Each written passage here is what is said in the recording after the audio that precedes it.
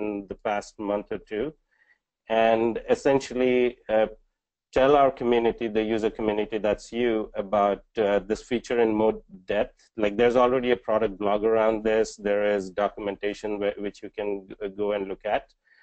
But beyond that, this session will be focused on delving into a little more detail, some advanced use cases and best practices.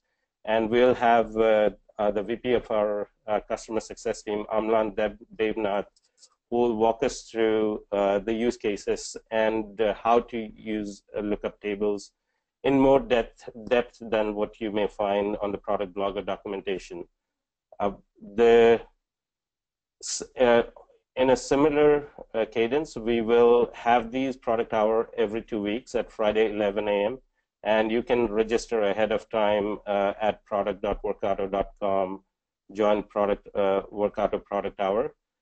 And the upcoming topics that is on April 7th, it's array accumulator. On April 21st, we will have very interesting use cases around files and attachments.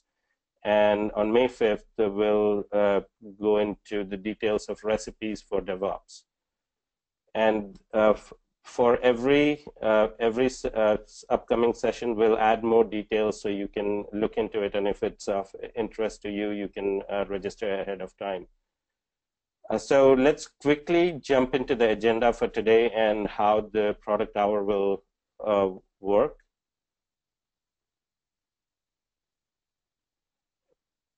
So we'll start with the 15-minute overview of what lookup tables are, because some of you may have already started using it, maybe advanced users, but we'll start with the basics, like with an overview of what lookup tables are, rationalize why they should be used and when they should be used. And then Amlan will walk us through a full-blown demo of use cases of how to use lookup tables. And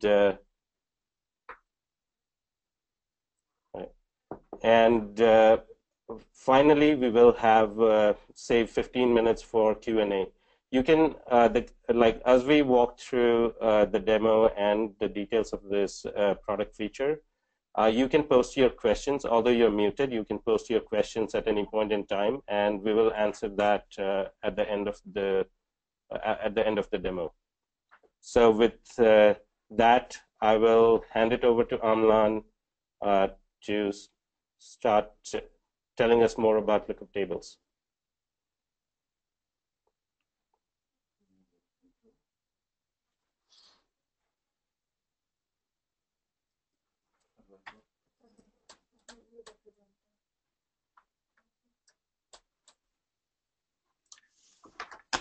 Hello, everyone.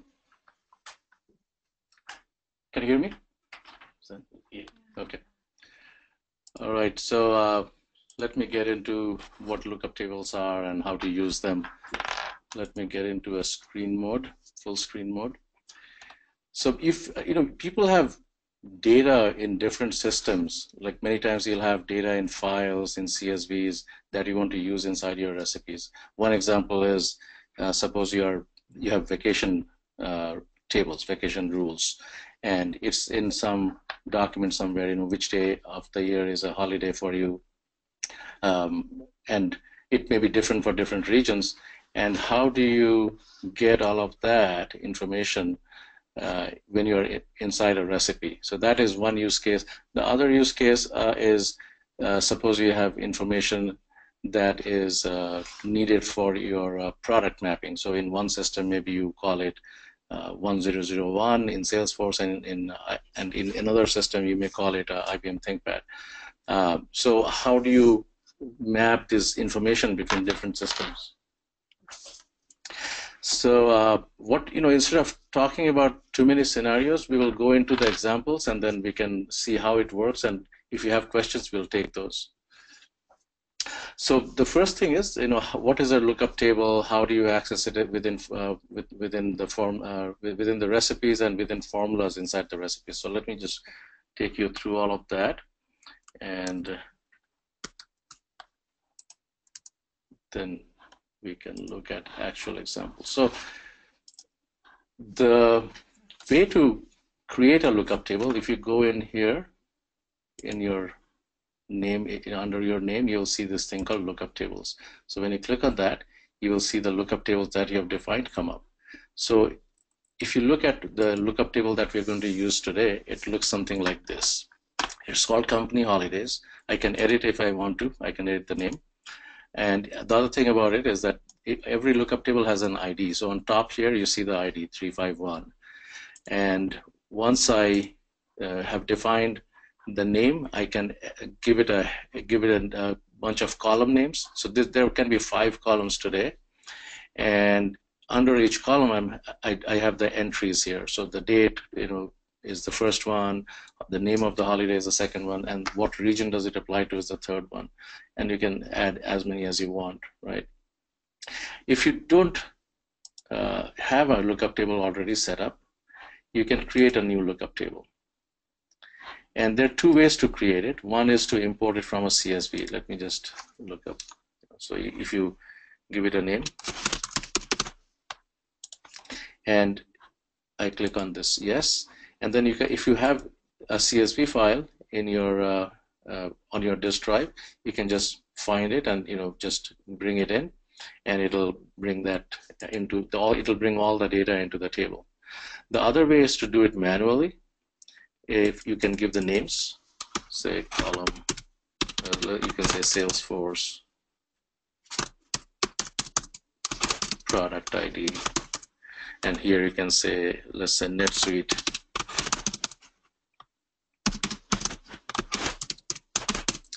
So what this is going to do is, once you add entries to this, you will have different values here.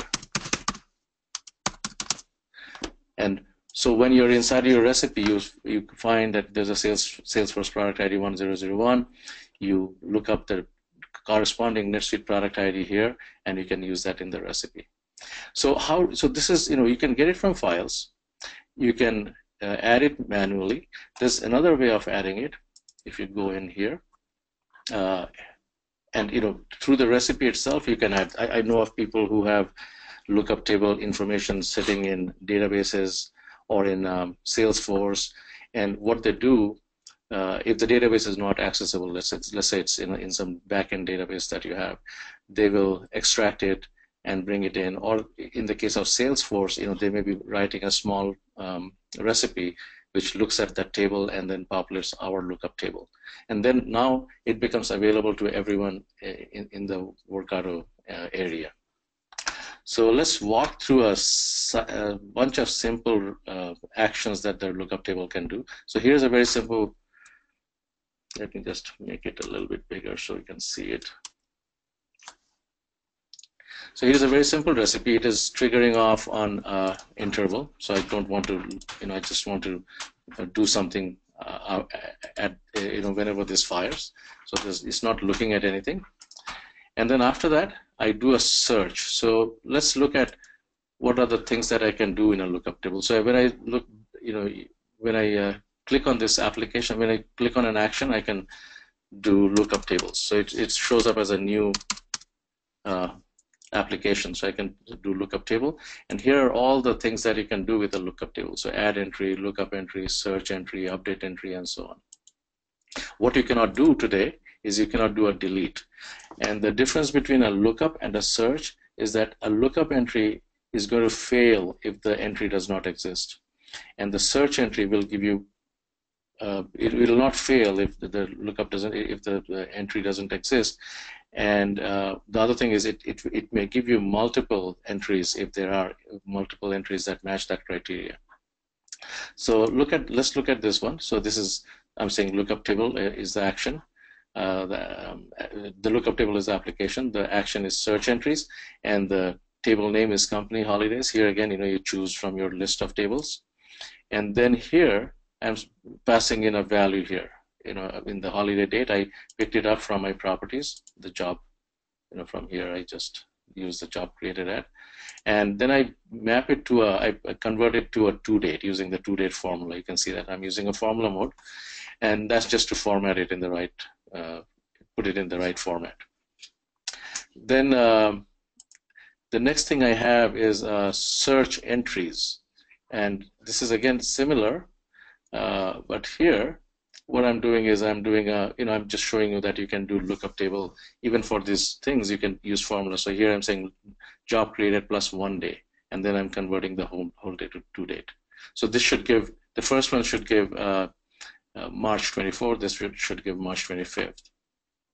Then you have another kind of search. So here it says if it does not find anything, it returns but does not fail, right? So then there's another one here.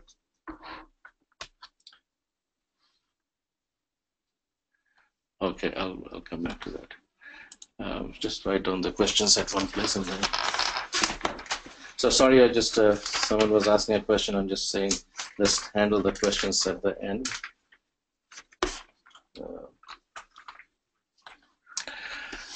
So yeah, so this is again, I did a search here, and then there is a add here. I'm doing an add lookup table here. So we did a bunch of lookups, and here's a add entry, and that's similar to the search, except that you have to fill out the field. So I'm giving job created to date, last day of third week is the name I'm putting, and regions I'm putting in all, right? So that's how you do an add into a lookup table. Now suppose this, if it was coming from a database or a file or from Salesforce, you will precede this with a search in that other system, or it'll be a trigger from Salesforce, which is looking at a table and telling you that a new entry has been added. And then once that comes in, you can use this add entry and add it to the lookup table. So here I'm, in this particular one, I'm just using, let's see, I'm using it from properties job created, and that's it. So then I do a lookup entry, and this again, like I said before, that lookup entry will fail if it doesn't find any records in there. So if you are sure that the entry is there, you can use it. Let's run this thing before I go into too much. Let's run this guy and see what happens. I can just rerun this job.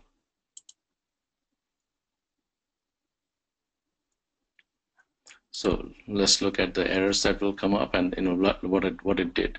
So as you can see, the first search entry worked fine, and it returned a list of values. And when it returns values, it gives, each entry has an ID which you'll be using when you do an update entry, and then it has the values of the entry. So you can see the column 1, column 2, column 3 coming up. The next one is also similar. And I think here it was, because I did a +1, it is the next one. So you'll see the entries coming up. Now, there are 4 entries it found matching this criteria. So you can see that 4 entries show up here. And that's because, lookup table, when you're doing an add entry, it doesn't, by default, it doesn't do a check to see if it already exists or not. It'll just create a new entry. So you can see that there's 692, 693, 694, 695, right? So it can return multiple entries like that, and it doesn't. Yeah, so it is the same thing. It's the same one as before. It doesn't do anything. So this one actually it will return only 1 because there's only 1 entry there. So if I go to the other table, let's see.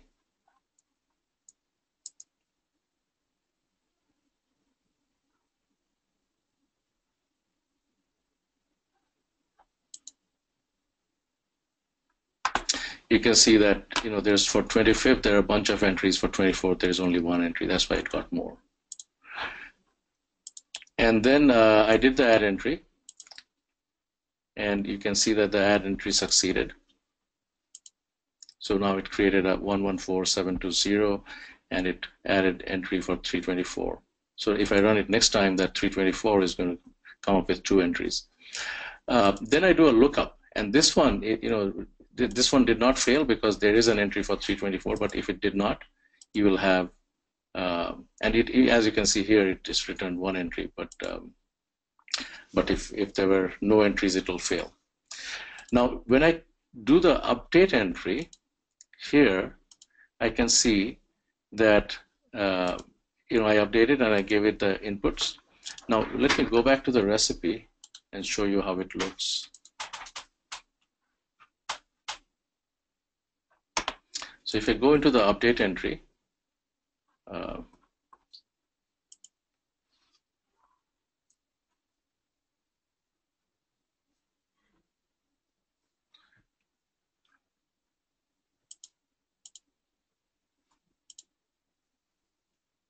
you can see that I'm using this entry ID. And this entry ID I'm picking up from this lookup entry that I did, and this entry ID I'm actually picking up from there. You cannot give it any of these fields as the entry. You have to have an entry ID which must have come from a search or a lookup. And then you can apply formulas like we did before, 3rd Saturday of March. So and that's what it is going to create. Now after that, I have a bunch of log messages. So these are the simple ways of looking at bringing up lookup tables. You can do a search, you can do a lookup, you can do an add, you can do update. You can also use lookup tables inside your formulas, inside your inside the formula itself. You don't have to do a you don't have to do a search outside of this. You can just say inside the formula I can say lookup. And here I put the table name, and here you can see what it is, what are the inputs. So it says, lookup table ID or name. So I used a table ID. And then it says lookup by key name value. So I said regions, and regions equals all. And what do you want to return? I said holiday name is the one you want to return, right? So that's how you return the value. Now, because this is it is going to just return one string, so you should have only one thing that you can be returned. So here I'm saying only holiday name, but in the criteria here you can use different types of criteria, and so the first one is a simple regions equals all, but then you can have all of these other examples that are there. You can have lookup by field value, you can do by regular expression, you can make it case insensitive, and so on. So this one is a simple lookup. Is doing a simple lookup. Now, when would you use something like this? Let's say you are in the middle of an array processing, right? So there are many inputs. There are many places in Workato where the input is an array input. So when you're doing an array input, within that place, there is no way to do a lookup. A lookup which is outside of this thing. So for doing that, you have to be able to access the lookup table from within the formula itself. I don't know, maybe we'll come back to that more, but that's the reason why you do that. So let's take an example of an order and line items. Many times the order and line items is one action is in Workato. So when you're doing the line items, typically you say that the line item input is coming from some other array, right? And let's say that there is a code there which you want to replace with a different code. The code is not going to be the incoming code, but it's a looked up code from the lookup table. So when you want to do something like that, you have to use this kind of a format. Inside it itself, inside the input, you say here are all the parameters, and I can look it up. So here I know I have hard coded it, but it could be also a pill that you got from the recipe. So this one was a simple one. This one is slightly different. Its holiday name is New Year's Eve, and it'll get all the holidays. So the thing about this one is that it is going to return only the first eligible entry. It is not going to return you a list. So whenever you're doing this, it is going to return the first eligible entry. So if I say New Year's Eve and there are 4 of them, one for Singapore, one for Russia, and one for US, is just going to pick up one and give it to you. But if you wanted to do it, you could give 2 conditions. You could say for New Year's Eve is the name, and then the region is Russia. So you can say something like that. Now here, what we are doing is you're saying that anything that matches new will come up, and it is the first one that matches new will be sent back. This is another example where I'm saying is that it's not case sensitive. So if you look at here, the examples, it says if you use this format, it's case sensitive regular expression. So I'm saying wherever it has Eve, is good enough for me. So just return that. And then this one is if it is Singapore or USA in the regions, that is good enough. So again, you're just trying to give different kinds of expressions. So let's go back to the runtime and see what happened. So you can see here, this is for all. So it came back, and the output is 3rd Saturday of March. This was for New Year's Eve. So I asked for the date, so it's giving me back the date. This one starts with new. Again, this is giving me the first thing which returned from there. And if you go back to this table, I think you can see starts with new. So New Year's Eve, this is 12/31. I think there are multiple ones of those. This is another one. I think it picked up this one here. And then it did this case insensitive. Again, if we look at the formula here, it is this one here, and I'm saying Eve, and it doesn't matter what it is, so it returned me this value. And the last one is something that I was trying to do experimentally, but it doesn't work because let me show you what it is. What I was trying to do here is I was trying to see if it'll return a string, if it'll return an array. So it doesn't return an array, so that's why this did not work. So that's why this guy failed.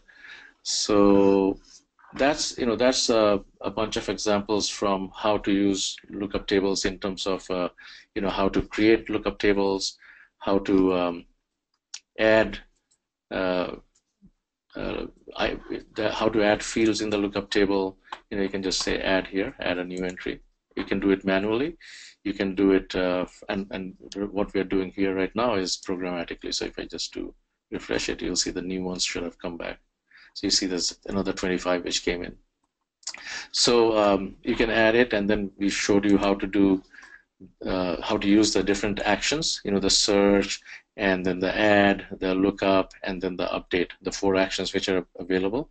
And then we also showed you how to use lookup tables from inside the formula. So you can use this keyword lookup, and then it'll you can select the lookup table, give the parameters, and get the output. So there was a question about how do I add lookup tables, how do I add a new entry? So that you can add a new entry, but you cannot, with an existing table, you cannot add a new column in here, right? So you have to define the lookup table columns when you're defining the lookup table. All right. What other questions are there? How do they add new columns? So maybe this is the... Oh, I see. Okay, that column. Okay. So, that's just over here. You can see more columns. And I can give it a name.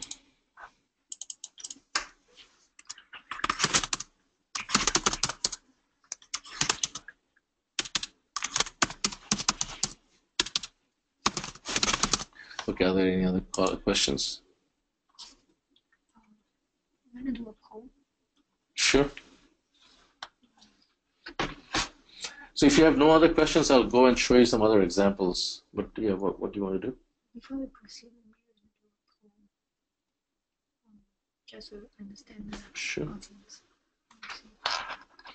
So You can do it, or I have to do it. I'm going to do it. How do I do it? So before we proceed, we'd like to do a poll. So, okay. So we just want to understand where you guys' role is from.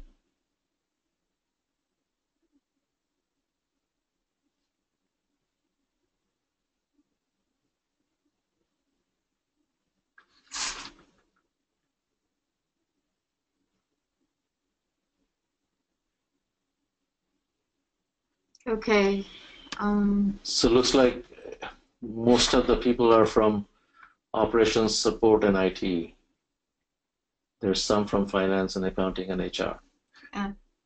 Thank you. Okay, thank you. I'm going to close the poll now. All right. Okay. Now let's look at some other examples.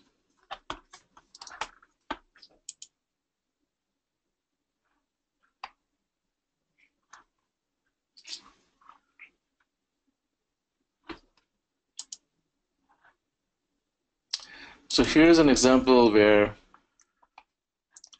we are monitoring for files in Google Drive, and if the file is if there is a new file which comes in and it contains the word customer support, then we want to search if today is a holiday. So it's looking up in the company holidays table, it's looking at today's date, and here again, I think I have to do the to date.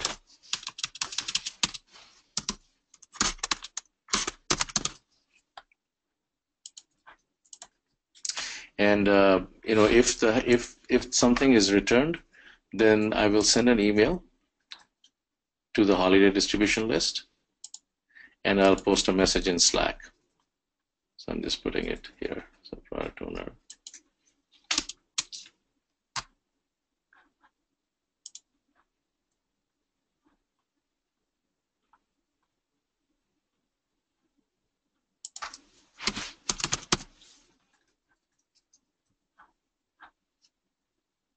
Okay, maybe I can put the email address. So that's what it is doing here in Slack. And then if you look at it, if in this particular case, actually it will not matter, because if it didn't find anything, it is going to return 0. But if this was a lookup, then it would fail. And then if I used lookup instead, and I used the calendar company holidays,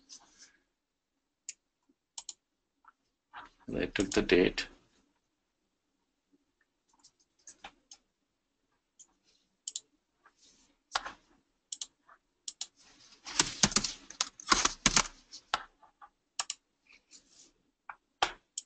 so if it didn't find it in this particular case, then it'll fall out here, it'll fall down to this area here, and it is going to send it to the non-holiday distribution list. It's a very simple example, and it just shows you how to use lookup table and to notify people if something comes up.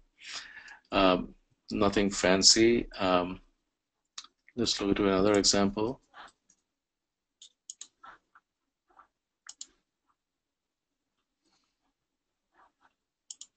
So in that example, it was if it's a company holiday, there's a different set of there's a customer support team that's responsible for the holiday. Right. They get notified. Right. So that's a good point. So the reason for that example is that on holidays, everyone may not be available, so you can just put a different. You can send it to a different mailing list on holidays. On other days, you send it to the regular people. Here again, it's we talked about using formulas. So here is an example of how that is being done. So instead of doing it outside, doing the lookup outside, what we're doing is inside the if itself, I'm doing this formula. So I'm doing the lookup, company holidays, holiday, job created, start of time. So I'm doing all of this stuff, and then returning the holiday name, and then I'm saying if that returns something, then send it to the holiday list. It's the same example as before, except that instead of doing this explicit search for the holiday, I'm doing it in the formula itself. So very simple example. Let's go to some other examples. I can do a browse recipes and see how people have used Google lookup tables.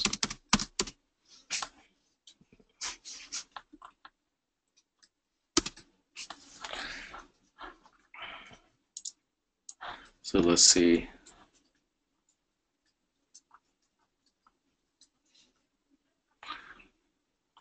So there's one. Let's load more.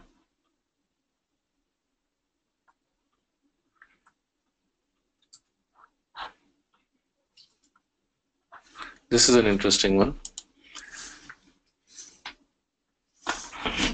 So this is a real example of a CSV file came into your Dropbox, and now you're processing it. And then to process it, you're looking up multiple lookup tables. So if you look in here, you're looking up different lookup tables for getting the matching code that will be passed in to do the create user. So it's doing this, it's looking at 5 lookup tables and getting the data necessary to create the user. So that's something also which is quite common. Another use case that we have seen is something like this, where, yeah, can you see it?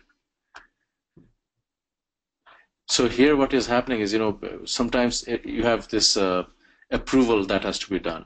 And depending on who the person is, the approver is his boss or someone related to him. So here, based on the employee name, you can have a lookup table. What is the approver ID of this person? And then you can have another lookup table where you find out the email for that person.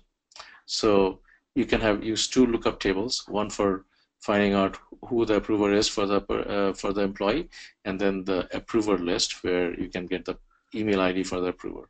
And so this could be, for the same person, for the same approver, there could be multiple people here pointing to the same person here. So you could use a 2-tier table like this to handle approvals. This one I think we went over. So this is, again, I showed you this example when multiple rows match the lookup table, first row will be returned, and when using lookup application, you may fail. Where did the other ones go? Where is that? Okay, so some other things to keep in mind.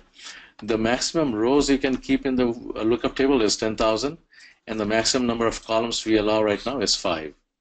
So, if you have very large tables, you probably have to break it up or think of some other way of doing this.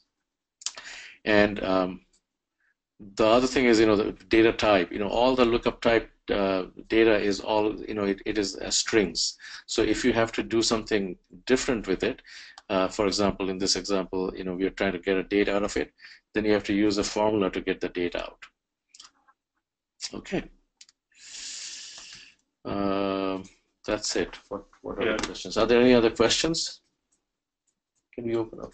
So just the one other thing about lookup tables, like when you're considering using the question comes up when to use lookup tables and what you should store in lookup tables.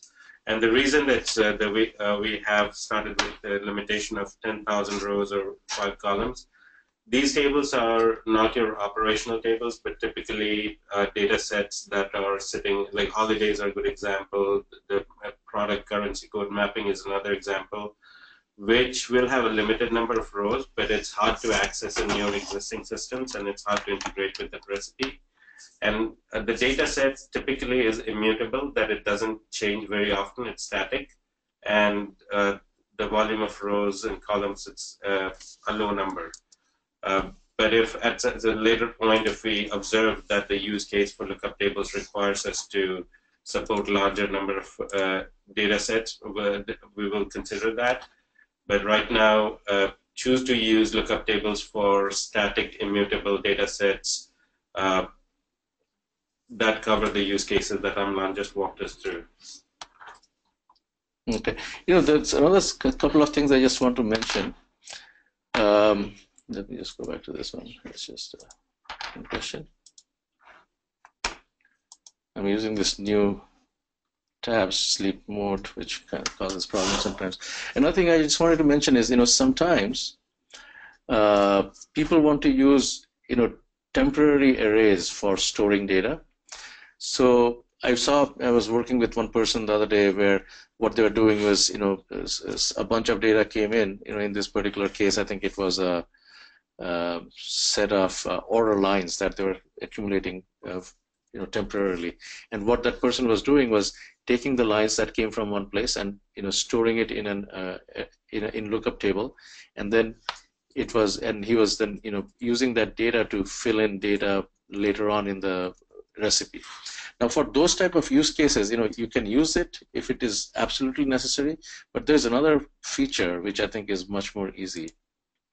And that one is this guy here. You can say list. So this one lets you create a temporary list inside your, so I can just say it lets you create a temporary list for your oops, and I can add, alpha.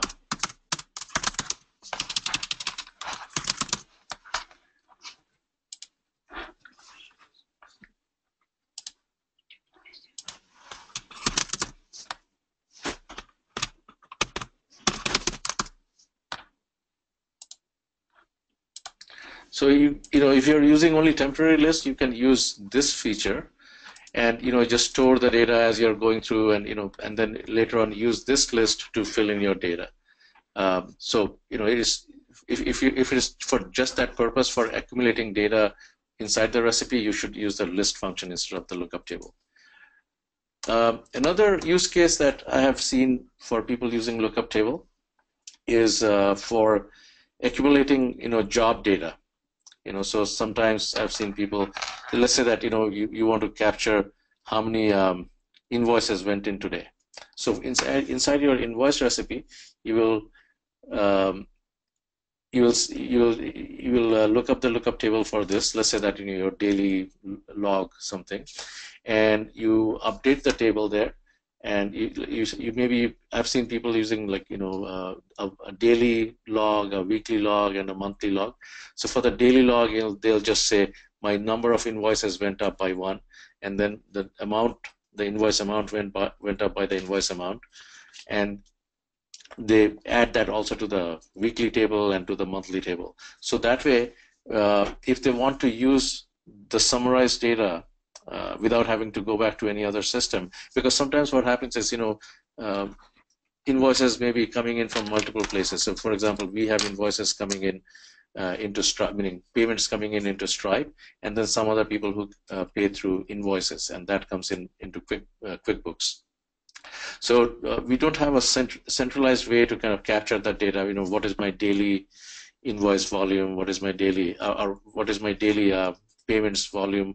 What's the number of invoices that came in, etc. So you can use the lookup table to put that data, and then we have in our own use case, what we have done is we have summarized all of that, and then we have made it available from Slack. So I can just ask a message on Slack, and it'll go to the lookup table and give me my daily status, my weekly status, and monthly status. So you can think of other things like that. So you could put, for example, anything that is any data that is relevant to you, for your KPIs and such. You can compute the KPI in a lookup table and keep it there for easy reference. That's a pretty interesting use case. Okay. Yeah. So thank you so much, Amlan. Let's move on to the Q&A session. So we have a couple of questions here, really good questions. So the first one, what will happen if you don't put a to-date formatting?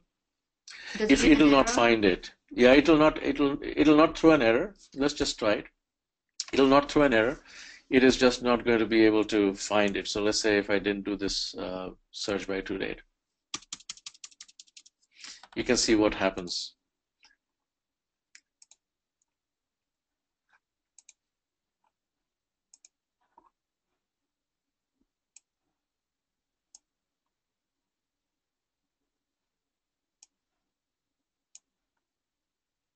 So here I didn't have a to date. So if I just go and rerun that job, you'll see what's going on.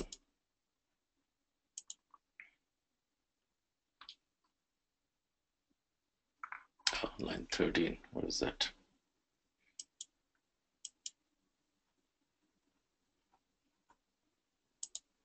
Oh, I don't need this.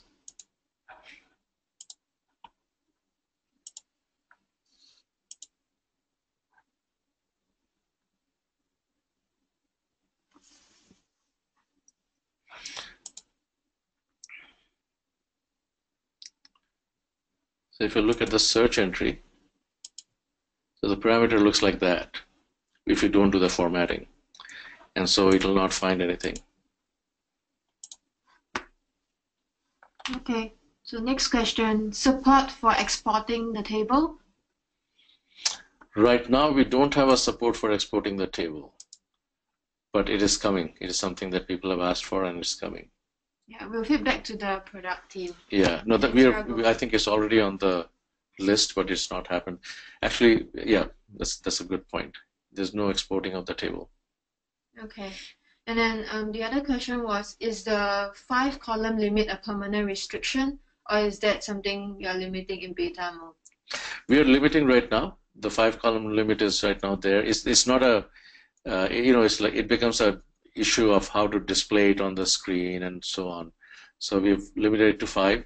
If we see that there is a request for it. So what happens is, I have places where there are 2 tables that I am using, and I basically break up the data into 2 tables and with the same keys, and I just stitch it together, meaning I get from I do a search on the first table, search on the second table to get around that issue.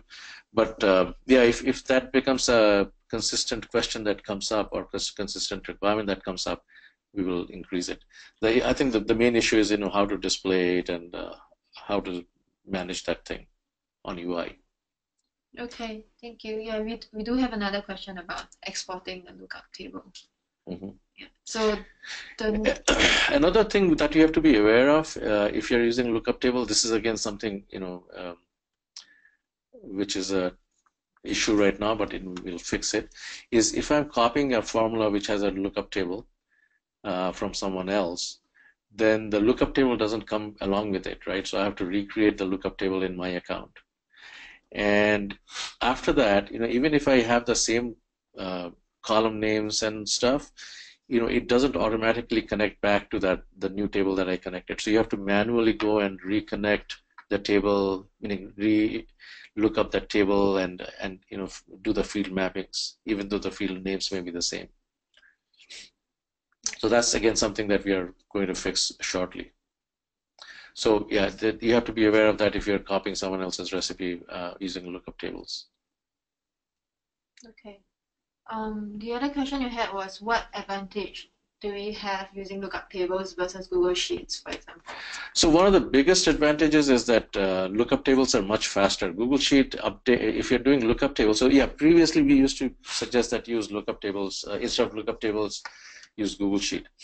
But we found 2 things. One is that Google Sheet is not, in terms of performance, it's very slow.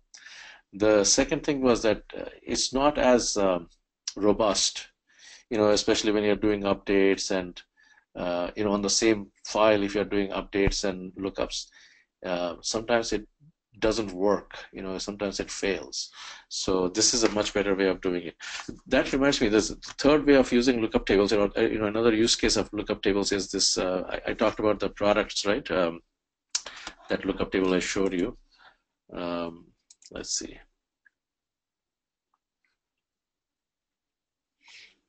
Salesforce NetSuite. So here, I think many people are using this kind of a thing, and you may think about it. If you're doing, in some cases, for example, let's say customer ID. Sometimes, so each system has a unique ID inside the system itself, and sometimes people will change the name, they'll change the email, they'll change all the possible values that are there on the email ID. The only thing that doesn't change is the customer ID.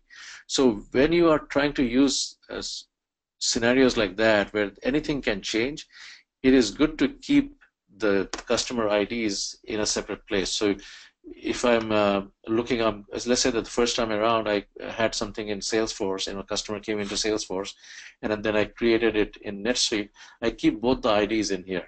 So those 2 IDs will never change. And so if I have those 2 IDs, now I can change any field for my customer in either system, and I'll be able to go back and find that the corresponding record in the other system. So that's for bidirectional sync, especially, and when people are doing this in terms of multiple system sync, I think this is a very good scenario. So you could, if you're doing like not just Salesforce NetSuite, if you had another one which was say intact, let's say, so I could have another one. Where is that? How do I?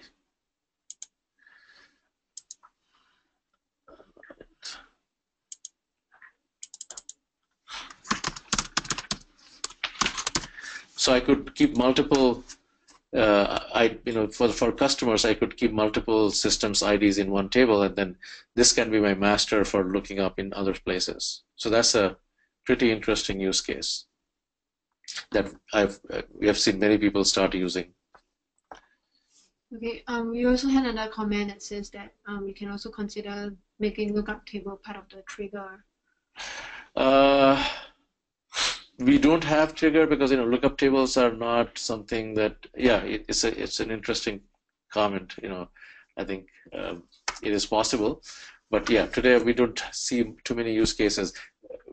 Could that person, whoever put that question, put a comment on why they want that? Maybe I'll get him to talk. So Raghu, I think I saw your hand coming up. Let me unmute you.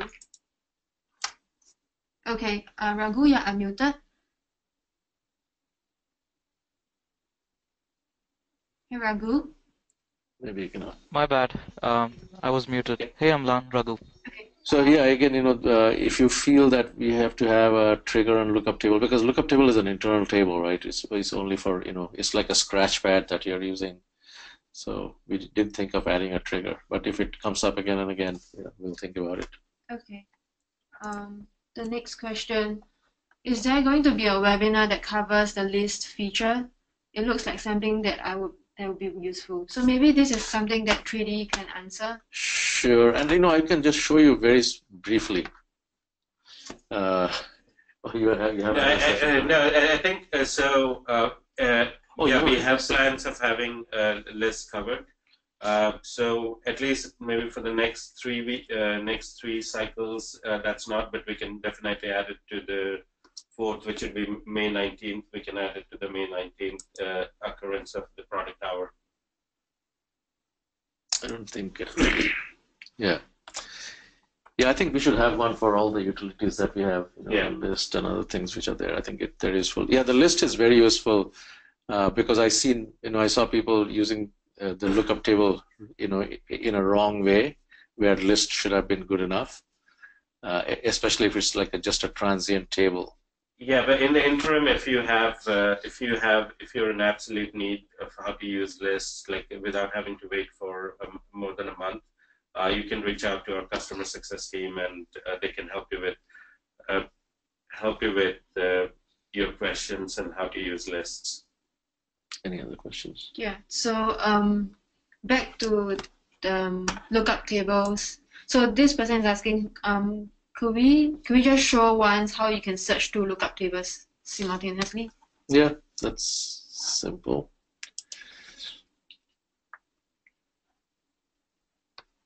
Simultaneously meaning it'll be one after the other. So what you'll do is something like this.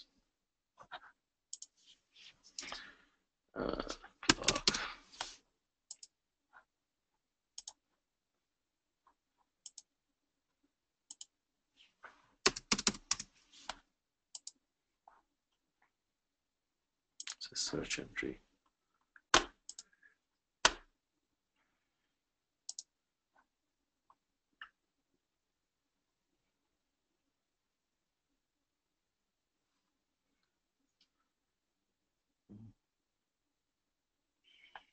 It's taking a while.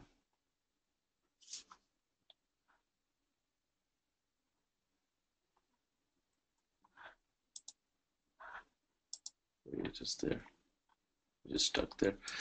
So holiday date, I can use the same thing as before.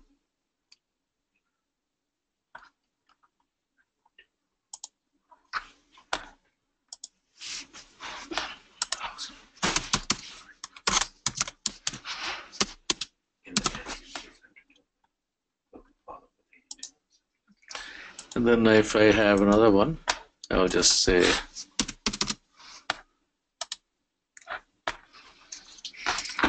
I'll use the same.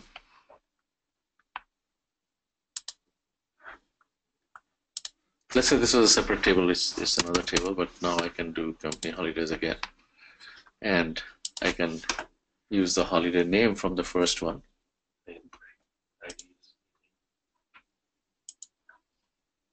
That'll be, imagine this was another table, so I just used the field from the first table in the second table. So here I'm using holiday name from here, right? So that's how you can join them together. Okay. So one last question. So I think it's a follow-up question from the previous question. So it will never happen that the ID of a lookup table will be duplicated. Mm-hmm. You mean that if this existing lookup table gets deleted, would 573 be given to some other table? If yes, that can hamper the recipe. It is, the ID itself is a increasing number. I don't know what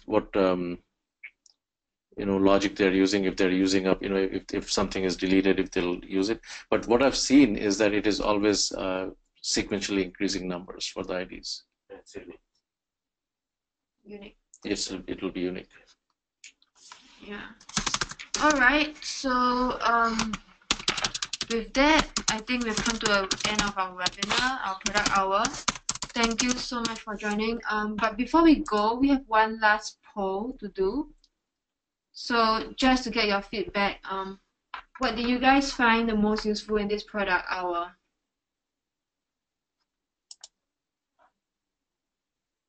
Oh.